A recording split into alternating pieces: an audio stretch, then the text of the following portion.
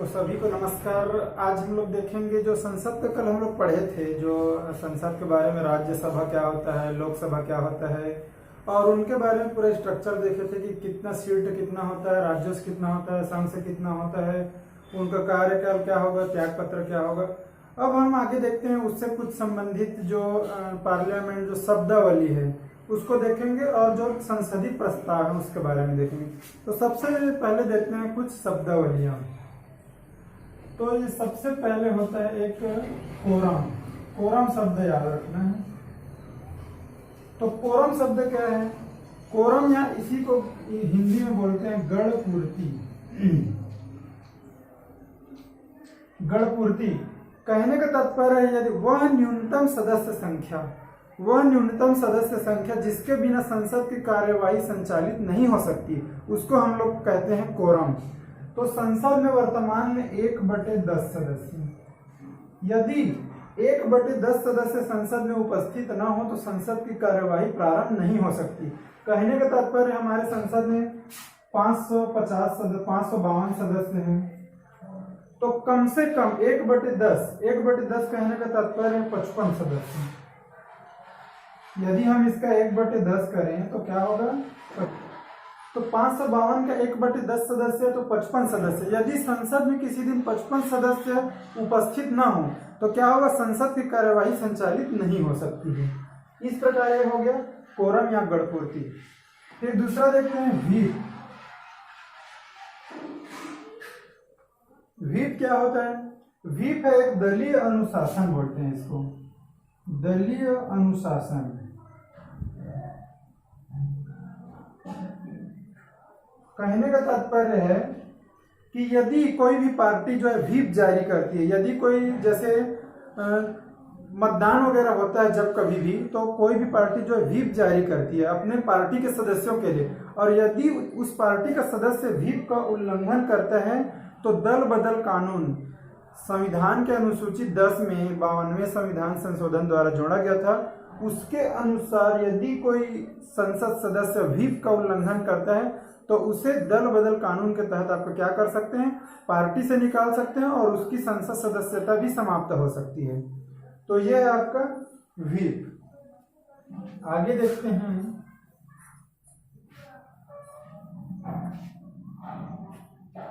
एक होता है फ्लोर क्रॉसिंग। फ्लोर क्रॉसिंग, तो फ्लोर क्रॉसिंग क्या होता है? यदि कोई संसद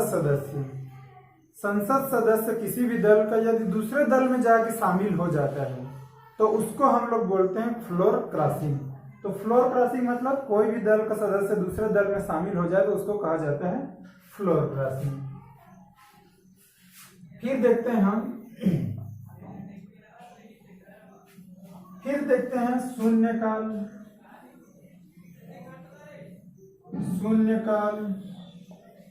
प्रश्नकाल, फिर तारांकित प्रश्न,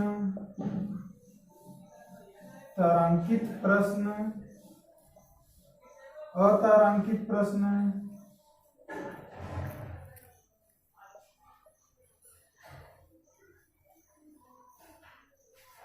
पूरक प्रश्न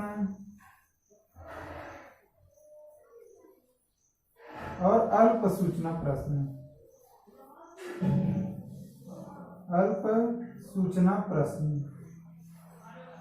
तो इनके बारे में हम देखते हैं। सबसे पहले शून्यकाल क्या होता है? तो शून्यकाल होता है कि संसद की कार्यवाही सुबह 11 बजे प्रारंभ होती है तो शून्यकाल से ही होती है। संसद की जब कार्यवाही प्रारंभ होती है तो प्रश्नकाल से होती है। कोई भी संसद सदस्य क्या होता है? जो कार्यपालिका होता है अर्थात मंत्रिमंडल। तो कोई भी संसद सदस्य जब कार्यपालिका से प्रश्न पूछ सकते हैं तो उसको बोलते हैं प्रश्नकाल। तो ये सुबह 11 बजे स्टार्ट होती है, 11 AM को, और फिर जब जस्ट 11 से 12 तक प्रश्नकाल होता है, और जैसे ही 12 बजता है, जैसे ही दोपहर का 12 बजता है तो शून्यकाल प्रारंभ हो जाता है। इसीलिए शून्यकाल किसका देन है? भारत की संसद का ही देन है। 12 बजता है इसलिए इसको क्या बोल दिया जाता है? शून्यकाल। इसमें कोई भी सदस्य बिना किसी सूचना के प्रश्न पूछ सकते हैं, यह होता है शून्यकाल। तो प्रश्नकाल क्या होता है? संसद की कार्यवाही जब सुबह प्रारंभ होती है तो सबसे पहला जो सत्र होता है वो प्रश्नकाल होता है। प्रश्नकाल के जस्ट बाद क्या होता है? शून्यकाल होता है। अब हम देखते हैं तारांकित प्रश्न क्या होता है। तारांकित प्रश्न होता है, तारांकित प्रश्न जो मौखिक प्रश्न। तारांकित प्रश्न वे प्रश्न होते हैं जिससे हम मौखिक रूप से प्रश्न पूछते हैं। तो किसी से हम क्या करेंगे, मौखिक प्रश्न पूछेंगे तो मौखिक में उत्तर देंगे तो हम उसको क्रॉस क्वेश्चन कर सकते हैं कि यहाँ पर ये क्या हुआ। तो हम इसमें तारांकित प्रश्न में क्या कर सकते हैं, पूरक प्रश्न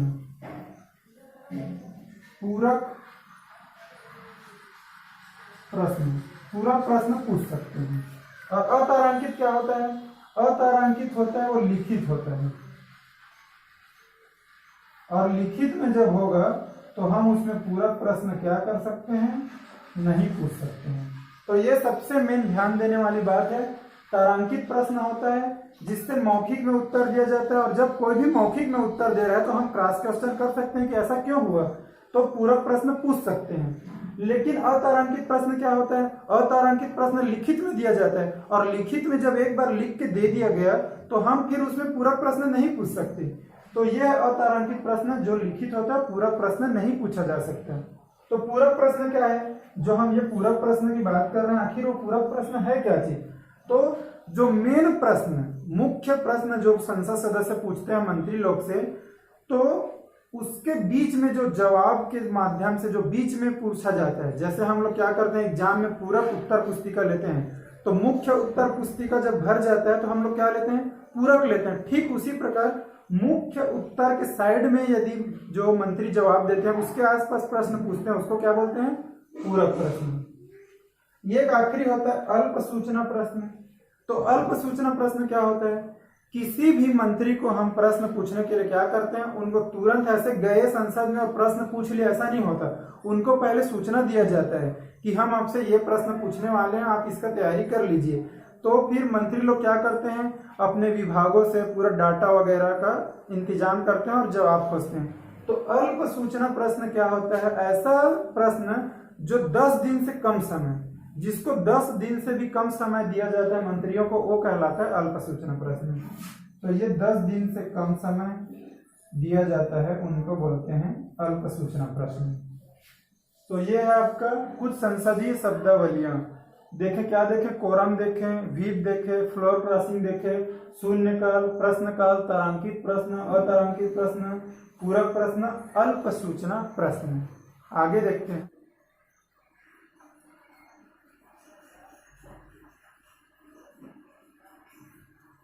संसदीय प्रस्ताव क्या होता है? तो सबसे पहले हम देखते हैं अविश्वास प्रस्ताव।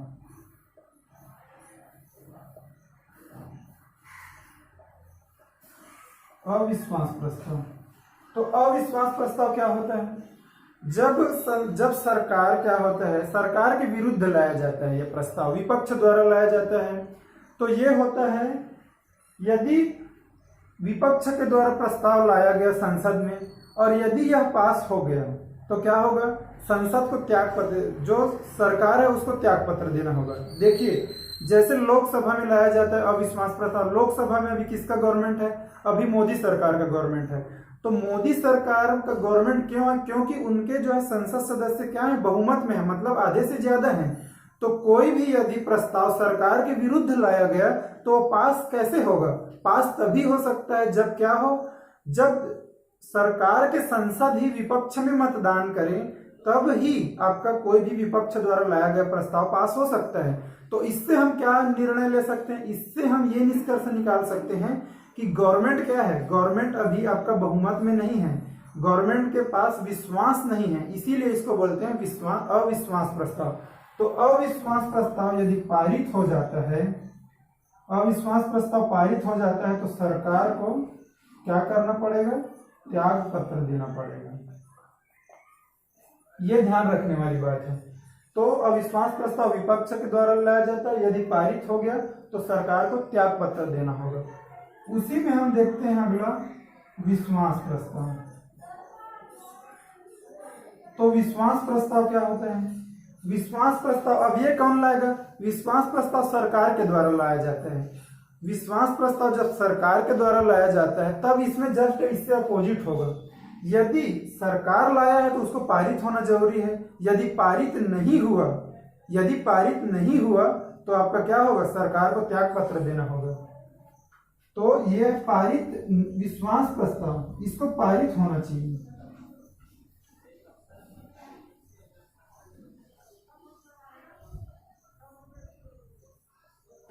पारित होना जरूरी है। तो विश्वास प्रस्ताव को पारित होना जरूरी है, अन्यथा सरकार को त्याग पत्र देना होगा। और अविश्वास प्रस्ताव को पारित, यदि पारित हो गया तो त्याग पत्र देना होगा। यदि विश्वास प्रस्ताव पारित नहीं हुआ तो सरकार को त्याग पत्र देना होगा। आगे देखते हैं निंदा प्रस्ताव।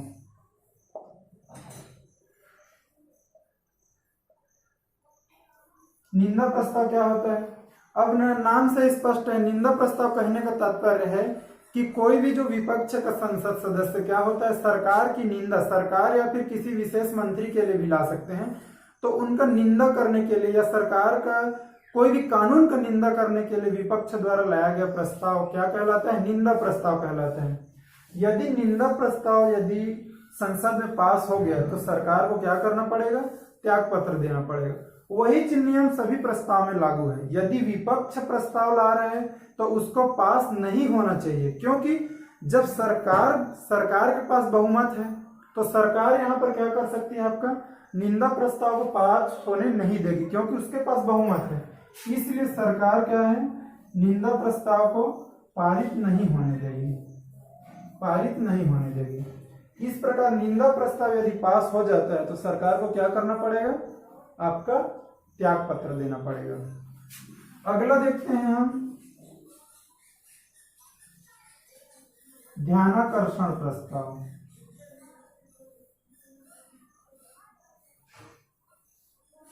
अब ध्यानाकर्षण प्रस्ताव क्या होता है? जैसे देश में कोई भी सार्वजनिक महत्व का प्रश्न उठ जाए, सार्वजनिक हित का जो प्रश्न हो, तो संसद की कार्यवाही को, संसद की हम क्या कर सकते हैं? कोई भी मंत्री का ध्यान को उस तरफ आकर्षित करने के लिए, सार्वजनिक महत्व के कोई भी मुद्दे की तरफ आपका संसद सदस्य को ध्यान आकर्षित करने के लिए क्या लाया जाता है? ध्यानाकर्षण प्रस्ताव लाया जाता है। तो ये है आपका ध्यानाकर्षण प्रस्ताव। कोई भी सार्वजनिक महत्व के मुद्दे की ओर सरकार या मंत्री का ध्यान आकर्षित करने के लिए लाया गया प्रस्ताव आपका ध्यानाकर्षण प्रस्ताव कहलाता है। अगला देखते हैं कार्य स्थगन प्रस्ताव। कार्य स्थगन प्रस्ताव तो नाम से स्पष्ट है, कार्य स्थगन प्रस्ताव। यदि हमारे देश में कोई विशेष घटना घटित हो जाए या विशेष स्थिति उत्पन्न हो जाए, जैसे आपका बाढ़ हो जाए, सूखा हो जाए, ओलावृष्टि हो जाए, या कोई विशेष आतंकवादी दुर्घटना हो जाए, ये सब विशेष स्थिति है, तो जो सामान्य चलने वाली कार्यवाही है, संसद की जो रोजाना की जो रूटीन है, रोज चलने वाली कार्यवाही को क्या कर दिया जाता है? स्थगित कर दिया जाता है। और उस विशेष स्थिति उत्पन्न हुई है उस मामले में चर्चा के लिए क्या लाया जाता है? कार्य स्थगन प्रस्ताव। तो कार्य स्थगन प्रस्ताव से क्या समझे हम? जो डेली की चलने वाली रूटीन को रोक करके उस विशेष स्थिति के बारे में चर्चा करने के लिए लाया गया प्रस्ताव आपका क्या कहलाता है? ध्यानाकर्षण प्रस्ताव कहलाता है। तो ये ध्यानाकर्षण प्रस्ताव में कार्य स्थगन प्रस्ताव कहलाते हैं। तो ये हो गया कार्य। अब हम आगे देखते हैं, एक होता है कटौती प्रस्ताव। कटौती प्रस्ताव और एक होता है आपका विशेषाधिकार प्रस्ताव। विशेषाधिकार प्रस्ताव तो इसके बारे में हम समझते हैं। कटौती प्रस्ताव फिर वही चीज है, विपक्ष के द्वारा लाया जाता है। किसमें? जब सरकार बजट प्रस्तुत करती है तो बजट में वो लोग क्या करते हैं कि इस चीज में ऐसा कटौती होना चाहिए, इसमें सरकार ज्यादा खर्चा कर रही है, तो ये सब चीज का विरोध करते हैं और विपक्ष क्या लाता है? कटौती प्रस्ताव लाए जाते हैं। यदि कटौती प्रस्ताव यदि पारित हो जाता है तो सरकार को क्या करना पड़ेगा? त्याग पत्र देना पड़ेगा। यदि कटौती प्रस्ताव पारित हो जाता है तो सरकार को त्याग पत्र देना पड़ेगा, क्योंकि कटौती प्रस्ताव तभी पारित होगा जब सरकार के पास बहुमत नहीं होगा, सरकार के पास आवश्यक संसद की सदस्य संख्या नहीं होगी, इसीलिए पारित होगा। और यदि उनके पास बहुमत होगा तो पारित नहीं होगा, तो सरकार को त्याग पत्र नहीं देना पड़ेगा। यह होगा कटौती प्रस्ताव। विशेषाधिकार प्रस्ताव क्या होता है? विशेषाधिकार प्रस्ताव कोई भी संसद सदस्य, चाहे पक्ष के हो चाहे विपक्ष हो, कोई भी ला सकता है। यदि जो मंत्रिमंडल के सदस्य हैं, मंत्रिपरिषद मंत्रिमंडल के सदस्य हैं, यदि वो कोई भी किसी भी जो योजना हो चाहे कार्य हो उसके बारे में यदि संसद सदस्यों से कोई जानकारी छुपाता है तो क्या होता है? वो संसद सदस्यों के विशेषाधिकार का हनन है। संसद सदस्यों का यह अधिकार है कि वो कोई भी मंत्री से किसी भी योजना के बारे में प्रश्न पूछ सकते हैं। तो यदि मंत्री कोई भी जानकारी छुपाने की कोशिश करते हैं तो वो क्या है? संसद सदस्यों के विशेषाधिकार का हनन है। इसलिए संसद सदस्य क्या लाते हैं? विशेषाधिकार प्रस्ताव लाते हैं। तो ये हो गया विशेषाधिकार प्रस्ताव।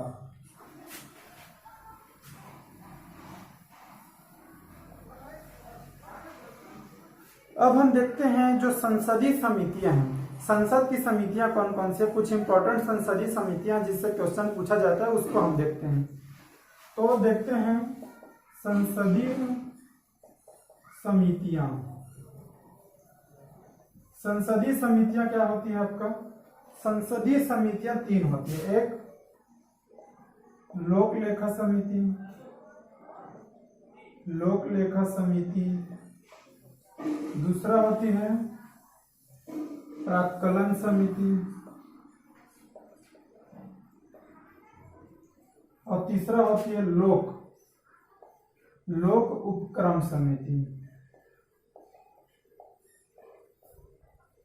तो ये तीन समिति इंपॉर्टेंट है। समितियां और भी है लेकिन ये बहुत ही इंपॉर्टेंट है जिससे प्रश्न पूछा जाता है। तो लोक लेखा समिति, प्राक्कलन समिति, लोक उपक्रम समिति। तो हम देखेंगे इनका कार्यकाल कितना होता है। कार्यकाल तीनों का 1 वर्ष होता है। 1 वर्ष, 1 वर्ष और 1 वर्ष। तो तीनों समितियों का कार्यकाल कितना होता है? 1-1 वर्ष होता है। हम देखते हैं इसमें सदस्यों की संख्या कितना होती है। सदस्य संख्या तो टोटल सदस्य होता है 22। टोटल 22 सदस्य होते हैं जिसमें लोकसभा से 15 और राज्यसभा से 7। इसमें प्राक्कलन समिति में टोटल 30 सदस्य होते हैं और टोटल आपका लोकसभा से होते हैं। लोकसभा से ही सभी सदस्य क्या होते हैं? लोकसभा से 30 के 30 सदस्य होते हैं। इसमें भी लोक लेखा समिति जैसा होता है। टोटल क्या होता है? 22 सदस्य होता है और लोकसभा से 15 और राज्यसभा से आपका 7 सदस्य होता है। तो 15-7 22, 15-7 22। तो और इसमें प्राक्कलन समिति में टोटल 30 सदस्य होते हैं और 30 के 30 सदस्य लोकसभा में होते हैं। तो ये हम क्या देखें? आपका कार्यकाल, सदस्य संख्या। तीसरा चीज देखना है इनका कार्य क्या होता है। इन समितियों का कार्य क्या होता है? तो जो लोक लेखा समिति है वो क्या करती है? सीएजी, सीएजी जिसको हम लोग क्या कहते हैं? नियंत्रक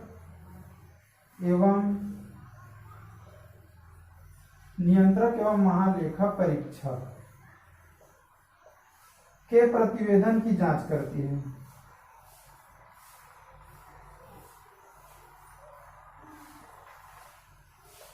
इस प्रकार क्या करता है? सीएजी जो है किसी भी बजट हो चाहे कोई भी योजना हो उसके सरकार के उन योजनाओं का जो जांच कौन करती है? सीएजी करती है। और सीएजी का जांच कौन करती है?